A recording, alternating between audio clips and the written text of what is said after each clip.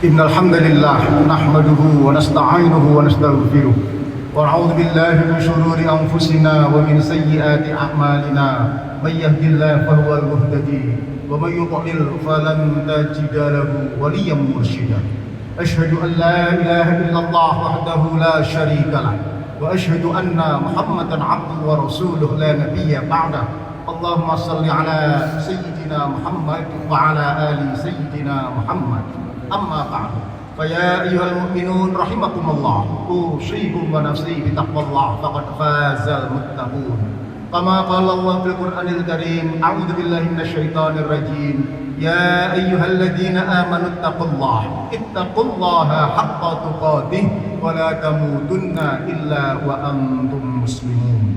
Ma'asyiral muslimin jamaah Jumat rahimakumullah.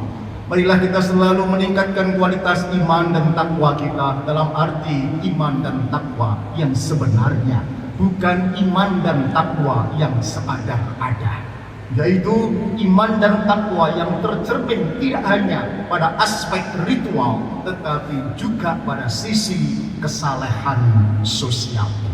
Jamaah rahimakumullah, bulan Syawal baru berlalu, tak kurang uang berputar sekitar sama dan sebelumnya diperkirakan 230 triliun rupiah. Lebih dari 80 juta jiwa mudik bersilaturahmi. Pertanyaannya sejumlah itu apa yang bisa kita dampak atau yang bisa kita dapatkan dari hasil silaturahmi? Karena menyedihkan, silaturahmi mengalami pendangkalan atau downgrade makna. Sekedar sebagai mudik, silaturahmi hanya dimaknai sebagai halal bihalal. Bahkan anak milenial memaknai silaturahmi cukup menyebar poster atau posting ucapan minal aidin wal faizin. Kalau memaknai semacam itu hampir pasti silaturahmi yang dijanjikan oleh Allah memperpanjang umur, memperbanyak rezeki pasti tidak akan tercapai. Lalu bagaimana spirit silaturahmi dalam kesalehan sosial itu? Allah berfirman, "Alladzina yunfiquna fis-sarra'i wad-dharra wal kadhibina al-ghaidha wal 'afina 'anil nas wallahu yuhibbul muhsinin." Orang-orang baik yang saleh, yang dicintai oleh Allah, cirinya adalah kesalehan sosial tercermin dalam perilakunya. Apa itu? Yunfiquna fis-sarra' wad-dharra, selalu memberi, berbagi, berkontribusi dalam keadaan lapang maupun sempit. Makna normal memberi itu materi, tetapi ketika situasi krisis ekonomi pasca pandemi masih relatif sulit, kita jual apapun ternyata gak laku-laku, sing tuku gak teko-teko, sing teko gak tuku-tuku, ndelok tok begitu ya. Maka jangan pernah berhenti untuk berbuat baik. Kata pepatah, gunung tak harus serba tinggi, yang penting tanda petik ada dewanya. Sungai tak harus serba dalam, yang penting ada naganya. Hutan tak harus serba lebat, yang penting ada harimaunya. Manusia hidup tak harus serba hebat, yang penting ada prestasi, ada prasasti, dan ada manfaatnya. Khairun nas anfa'uhum linnas. Kalau materi nggak bisa, maka sing entengan tulung liyan, membantu teman. Almarhum bapak saya berpendapat li nang diwai uripmu yang pengen selamat dunia akhirat, sing entengan tulung liyan yo li ojo perhitungan. Jangan transaksional. Kalau orang yang kamu bantu dapat balas budi, gak usah risona. Allah gak sari. Allah akan menggerakkan tangannya orang lain untuk menolong kamu. Kalau gak ada orang nolong kamu, gak usah ngarep. Nah, Allah tidak tidur. Allah menggerakkan tangannya orang lain untuk menolong anak cucumu. Yakin? Ternyata bukan janji bapak saya, ini janji Allah Ta'ala. Wa amma man a'ta wattaqa wa saddaqa bil husna wa sanuyassiruhu lil yusra. Barang siapa yang suka memberi, berbagi karena takwa, bukan karena siapa atau ngarep apa-apa. Yang kedua, membenarkan, yakin akan adanya balasan dari Allah. balasan dari Allah bukan berupa barang atau bukan uang, tetapi berupa al-husna, kebaikan dan keberkahan. Maka cirinya fasan yasiruhu lil yusra, saat diberi hidupmu akan dimudahkan oleh Allah Subhanahu wa taala. Kadang gaji gak seberapa, tapi anak-anak pinter-pinter, solih-solihah, gak sakit-sakitan, gak ganyang, apalagi Quran gampang, sekolah gampang, kuliah gampang, kerjane gampang, jodohnya gampang. Suami gaji nggak seberapa, tapi istrinya solihah, qanaah, neriman, dikasih belanja berapapun dia menghormati, menghargai istri. Itu keberkahan, itu kebaikan dari Allah Subhanahu wa taala. Kalaupun nggak bisa menolong, berbagi tenaga pikiran, berikutnya memberi simpati dan empati. Ini yang agak langka dan tidak dilaksanakan oleh kebanyakan umat manusia. Padahal Rasulullah mencontohkannya. Tidak hanya pada orang lain, pada keluarga. Rasulullah memberi apresiasi, selalu memuji, menghargai istrinya dengan panggilan ya Humairah, wahai yang pipinya merah delima. Mak-mak sekarang mencoba meniru Aisyah, pipinya dimerah-merah pakai blush on. Kadang-kadang kemerahan, kadang-kadang gak roto bisa, ya. Tapi gak pernah dipuji sama suaminya, kasihan. Banyak orang tua mengenal kekurangan anaknya, tetapi gak pernah memuji karena tidak mengenal kelebihan anak-anak. Lieberman dalam teori leadership effectiveness tahun 1997 merumuskan efektivitas kepemimpinan baik di keluarga, di tempat kerja atau di pendidikan, itu teorinya pakemnya adalah lead by heart, manage by head. Pemimpin itu dengan hati, memanage dengan akal budi. Dengan hati itu memuji, menghargai, mengapresiasi, ya. Oleh karena itu maka banyak anak-anak kita disebut dengan generasi stroberi, ya. Cantik tapi rentan. Di sana ini sidik iris keluarnya. Keluhan di BUMN, anak-anak milenial sekarang turnovernya 2,5 tahun. Gak iso diseneni, gak iso dikandani, apalagi dimarah. Gajinya tinggi, gak peduli. Namanya generasi generasi yang rentan stroberi. Lalu saya katakan, ganti teori manajemen, tidak hanya marah, memuji, menghargai. Betul, ternyata anak-anak milenial yang betah, engage, tidak keluar tadi, ketemu atasan langsung yang piawai, memuji, menghargai, mengapresiasi. Ditanya oleh sebuah survei, berapa kali wahai anak-anak milenial kalian minta dipuji? 65% minta dipuji sekali sehari, 35% minta dipuji 2 kali sehari. Itulah bosmu gak kerja muji awakmu tok ae. Tapi itulah anak-anak generasi stroberi. Oleh karena itu, jika pandangan seorang pemimpin yang tidak mau kehilangan anak-anak pintar di kalangan milenial, kalau ada seorang guru tidak mau kehilangan anak didik di kampus atau di sekolah panjenengan, kalau ada sebagai orang tua yang tidak ingin kehilangan anak-anak pintar anak kandung Anda, maka berubahlah menjadi sosok yang piawai, memuji, menghargai, mengapresiasi, memimpin dengan hati. Maka tagline perusahaan-perusahaan besar melayani dengan hati, mengirim dengan hati, ya. Tapi ada yang agak berlebihan lebay, memijat dengan hati. Apa ya kroso. Jamaah rahimakumullah. Untuk bisa wal kadhiminal ghaidha, memang kita harus memberi simpati dan empati. Tanpa itu orang tua akan marahan kepada anak-anaknya, pimpinan akan suka marah kepada anak buahnya, dan juga guru akan mudah ngamblengan kepada murid-muridnya karena nggak punya hati, nggak punya simpati, dan tidak punya empati. Berikutnya, wal'afina 'anil nas. Kesalahan sosial yang berikutnya adalah memberi maaf kepada sesama manusia.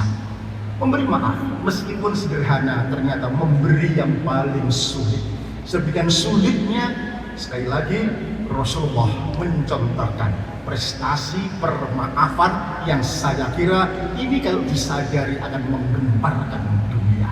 Apa itu? Ketika Fathul Makkah, masih ingat? Rasulullah dan umat Islam menang telak. Langsung bersabda, siapa yang masuk Masjidil Haram dijamin aman, siapa yang masuk rumahnya Abu Sufyan dijamin aman. Panjenengan tahu siapa Abu Sufyan? Adalah sosok yang seumur hidupnya mimpinya membunuh Nabi. Istrinya namanya Hindun, budaknya namanya Wahsi yang membunuh paman Hamzah, istrinya memakan hati jantungnya Hamzah. Manusia sebiadab ini ketika Rasulullah Fathul Makkah tidak hanya dimaafkan tapi dimuliakan, rumahnya disetarakan dengan Masjidil Haram. Coba kalau saya yang memimpin Fathul Makkah, tak entek nih bisa diulang. Itulah karena Rasulullah dikatakan menang tanpa sakti, tanpa aji, menang tanpa masurake, ngluruk tanpa bolo, paweweh tanpa kelangan. Sakti tanpa aji-aji, menang tanpa merendahkan, bahkan memuliakan Abu Sufyan. Yang ketiga, ngluruk Fathul Makkah tanpa bala tentara bersenjata, dan paweweh tanpa kehilangan, memberi tanpa kehilangan, tapi pahalanya surga adalah memberi maaf. Sejak saat itu rangkaian balas dendam yang seringkali mewarnai sejarah umat manusia, mulai sultan, kaisar, raja-raja, Arok, Tunggul Ametung, tahu ya, selesai ketika kemudian Rasulullah memberikan permaafan, kesalehan sosial yang luar biasa. Mestinya kalau orang-orang luar tahu tentang hebatnya Islam, mereka akan speechless, akan apa ya, akan kecelek kalau menuduh Islam itu agama radikal. Islam itu pemaaf, toleran, rahman, rahmah, ramah, ya, dengan kesalahan sosial. Bahwa ada umat Islam yang ya biasa puluhan yang radikal, itu nggak bisa digeneralisir. Saya hitung-hitung kalau ada 27 yang radikal, itu kira-kira 0,0001%. Ilmu manapun nggak layak untuk digeneralisir Muslim itu radikal. Kalau ada orang oknum Islam itu rahmah, rahmatal, ramah dan rahmatal lil alamin. Jamaah rahimakumullah, saya kira di tengah isu umat Islam yang distereotip dengan ada radikal, netral, kemudian ada liberal, ayo berdebat dengan media sosial perlu, tetapi lebih penting lagi kita buktikan silaturahmi ini dengan kesalehan sosial. Kata orang, lisanul hal afsah min lisanil maqal.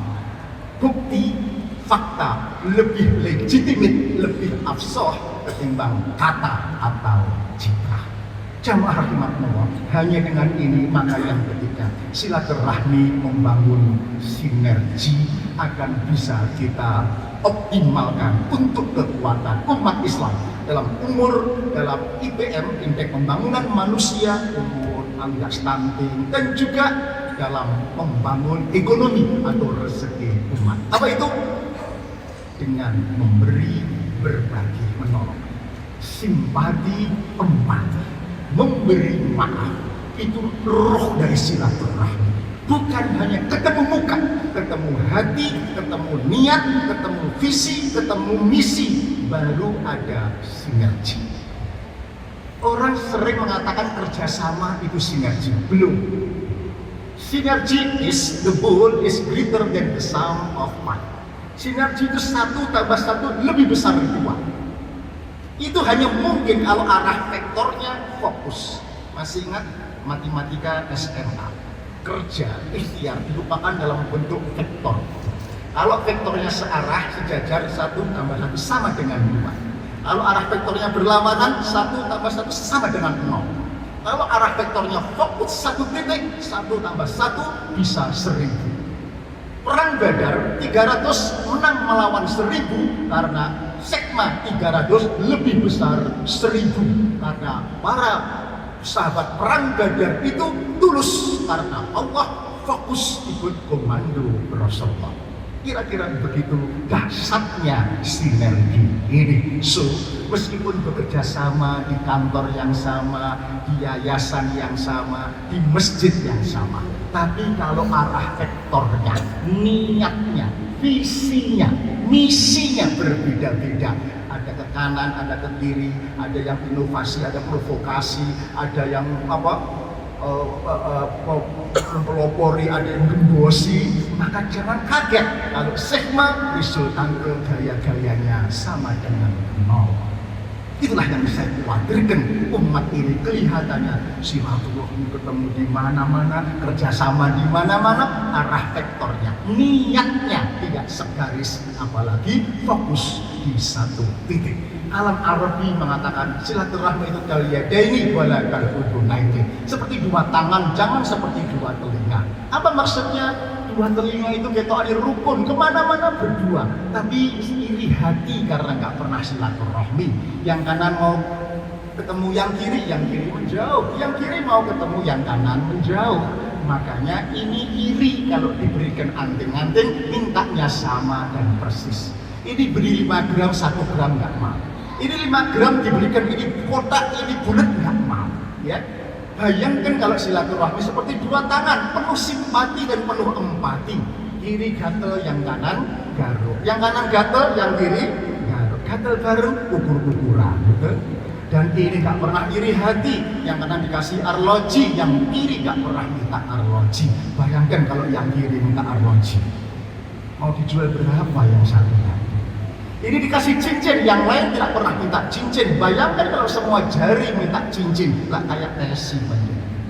Dan tangan kanan rela sesuai dengan job description-nya masing-masing. Perhatikan yang kanan bagian enak-enak, terima angpau, salaman, dicium, makan, betul? Coba job description tangan kiri, bagian gak enak-enak, tok buri, ngarep belakang desa. Entah demikian, tangan kanan tidak pernah ngiri jadi tangan kiri tidak pernah ngiri jadi tangan kanan. Itulah dalam Al-An'am 135, kul ya qaumi ikmalu ala makanatikum inni amil. Katakan wahai Muhammad, wahai kaumku, bekerjalah kamu di tempatmu sesuai dengan job description-mu yang profesional, yang tulus. Inni amil, aku pun demikian. Insya Allah kekuatan umat Islam itu akan dahsyat luar biasa. Mudah-mudahan yang sedikit ini bermanfaat padanya. Barakallahu li wa lakum fil Qur'anil azim. Amin. Wa iyyakum bima fihi min al-ayatil hakim. Wa taqabbal minni wa minkum tilawatahu innahu was-sami'ul 'alim. Aqulu qawli hadza fastaghfiru li wa lakum.